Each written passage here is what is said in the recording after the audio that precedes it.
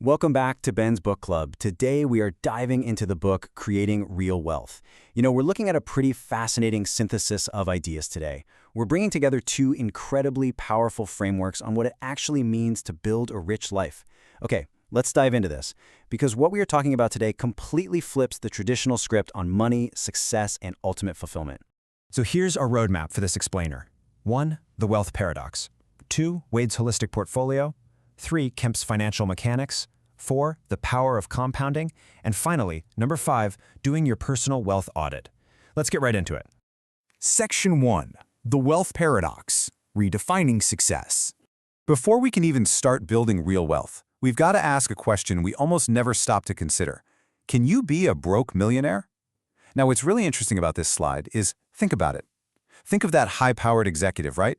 They've got a massive bank account, a 7-figure investment portfolio, but their health is completely failing from chronic stress. Or maybe they have absolutely zero meaningful relationships outside the office. That right there, that is the ultimate paradox of modern wealth. The author points out something super crucial here. Being rich, which is simply having money, is actually a lagging indicator of a well-lived life. Just look at the contrast. Being rich, that's just checking a financial ledger. But being truly wealthy, well, that means having freedom. It means having your health, deep relationships, and a really profound sense of purpose. Money alone is literally just a number. True wealth, though, is this complex, multidimensional ecosystem. Moving on to Section 2, Wade's holistic portfolio, the 4 dimensions of life. So in this framework, think of your life like a multidimensional stock portfolio, broken down into 4 distinct dimensions. And here's the kicker. You cannot neglect one without the others eventually collapsing. First up, there's human capital. That's the U factor. It's your physical health, your mental well-being, your education, and your skills. Second, we have social capital. And no, this isn't your follower count on social media. We're talking about the actual trust you've built, your reputation, and the deep relationships you actually rely on. Third is financial capital. This is the one we're all probably most familiar with, right? Your cash, real estate, stocks, and assets. And fourth is spiritual capital. It's your alignment with your core values and the legacy you want to leave behind. It's essentially the compass that guides the rest of the whole shebang. I really want to pause on this quote for a second because it is the absolute bedrock of this entire philosophy. You can't build an empire if you're too burnt out to get out of bed. Human capital is the foundation of absolutely everything else.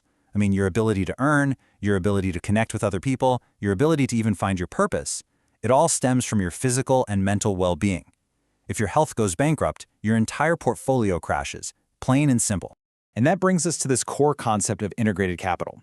It's this multi-dimensional ecosystem where human, social, financial, and spiritual assets all support and fuel one another. They absolutely have to work in synergy. Now, to be clear, this framework doesn't demonize money, not at all, but it brilliantly reframes financial capital as merely a tool. It's a resource designed to buy you the time you need to invest in your social capital, or maybe to fund the health resources for your human capital. Money's the fuel, guys. It's not the final destination. All right, Section 3. Kemp's financial mechanics, the micro view. Let's zoom in on the financial node of our portfolio for a minute. Michael Kemp takes this incredibly complex world of wealth creation and boils it down to 4 deceptively simple rules for mastering the mechanics of money. First, earn it. That means growing your income with intention and purpose. Second, save it. This is about treating saving as the fundamental engine of wealth, not as some form of punishment or deprivation. Third, invest it, putting that money to work intelligently. And fourth, enjoy it. And man, this is the critical dimension that so many personal finance books completely ignore. Let's look a bit closer at those first 2 rules, and this brilliantly illustrates the ultimate trap that keeps so many high earners completely broke: lifestyle creep. Notice how the income and expense columns here rise in perfect, tragic symmetry. You get a raise, and suddenly, oh, you just need a luxury car. If you don't break that symmetry by deliberately building a solid saving habit, you are making zero actual progress. That vague goal of becoming wealthy is entirely unachievable if the more you earn, the more you spend. It's just a treadmill. Now, when it comes to the invested step, Kemp makes a very sharp distinction. It's the difference between emotional investing and intelligent investing. Emotional investing is completely driven by FOMO, panic selling the literal moment the market dips and chasing short-term speculation on whatever the latest trendy asset is. Intelligent investing, on the other hand, that's built on discipline. It's built on patience, and a long-term strategy. Camp really stresses that to actually build lasting financial capital, you have to take the emotion completely out of the market and stop trying to get rich quick. It just doesn't work. Section 4. The power of compounding, the wealth engine. Compounding is the vital bridge between saving and intelligently investing. Let's move to and see how this builds over time. Look at how this timeline unfolds. In year 1, you just start saving, and it might feel incredibly slow, like you're getting nowhere. But by year 10, your returns are steadily building. By year 20, compounding absolutely multiplies your efforts. And by year 30, you reach true financial security. Compounding is a mathematical force that heavily rewards patience and brutally punishes delay. Basically, the earlier you start this engine, the less heavy lifting you're going to have to do later in life.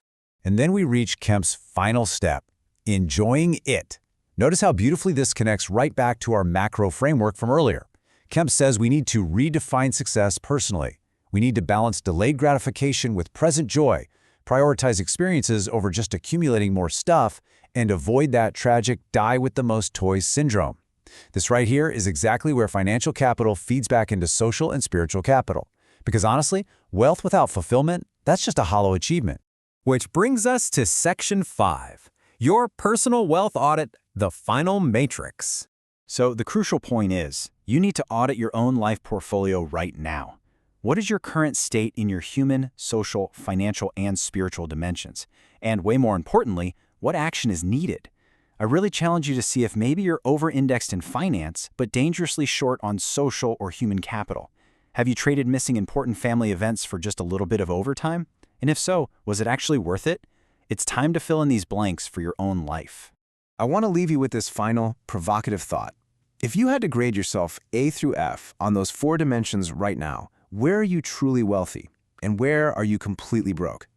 Take some time to really think about that today. Evaluate your portfolio and start building integrated capital. Thank you for watching, and subscribe so you don't miss an episode.